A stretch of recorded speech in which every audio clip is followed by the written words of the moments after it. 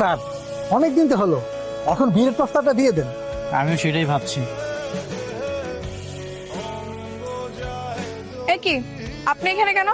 ওর সঙ্গে কি করেন? ম্যাডাম, উনি ওনার ভুলটা বুঝতে পারছে, আমাকে আবার কাজে নিতে চায়। আই না, তুমি ওর সঙ্গে কোনো কাজে যাবে না। শোনেন, ও একজন অনার্স কমপ্লিট করা ছিল, ওর আপনার এসে ধোয়া মোছার কাজ করতে পারবে না। আই তুমি না করে দাও। না না, আর গাড়ি দেওয়ার কাজ করাবো না। আমার যে কোম্পানি আছে তার মডেল বানাতে চাচ্ছি, কিন্তু তো রাজি হচ্ছে না। কেন, কি হচ্ছে? রাজি হচ্ছে না কেন? কেন রাজি হব? ওনার মতো ধনী অহংকারী লোকের প্রস্তাবে আমি কখনোই রাজি হব না। এই নিন আপনার সানগ্লাস ধরুন, এই নিন আপনার ঘড়ি, এই নিন আপনার ব্লেজারটাও রাখেন। আচ্ছা হয়েছে হয়েছে, শান্ত হও। তোমাকে ওনার কাজ করতে হবে না, আমি তোমার জন্য একটা নতুন চাকরির ব্যবস্থা করেছি। আসো আমার সঙ্গে। মনে রাখেন, আমাকে আর কখনোই রাখবেন না। আর আমি বড় লোক ঘৃণা করি। সত্যি কি আপনি আমার জন্য চাকরির ব্যবস্থা করেছেন? হ্যাঁ, আমার কাজিনের সঙ্গে কথা হয়েছে, ও বলেছে খুব দ্রুতই তোমার চাকরি হয়ে যাবে। এই শোনো, এখন থেকে আর আপনি বা ম্যাডাম কিছুই বলবে না, অনলি আনিকা। ওকে আনিকা। তো বিয়ে কবে করছো তুমি? তুমি যেদিন বলবে। এটাও কি আমার ইচ্ছা করতে হবে? হুম। যদি বলে আমাকে বিয়ে করতে, তাহলে কি করবা? করবে না? কেন করবো? আর এমনিতেও তো আমি তোমাকে অনেক পছন্দ করি। অবশেষে স্যারের বিয়েটা হয়েই যাচ্ছে। কিন্তু বিয়ের দিনেও কি আপনারা এই হালতেই থাকবেন?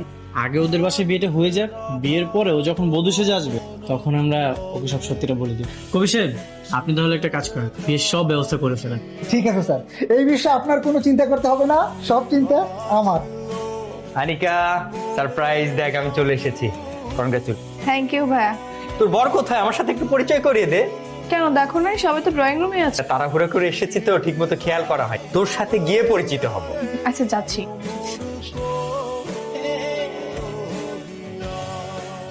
আসসালামু আলাইকুম স্যার, আপনি এখানে? আপনিও আছেন স্যার? ম্যাডাম আপনি?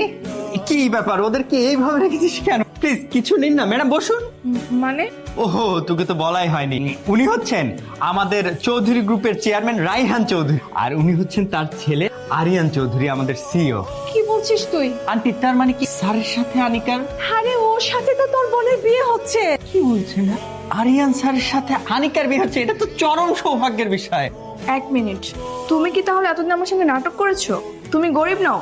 দেখো আনিকা, আমি তোমাকে সবটা বলতাম, এখন যেহেতু জেনেই গেছো তাহলে শোনো।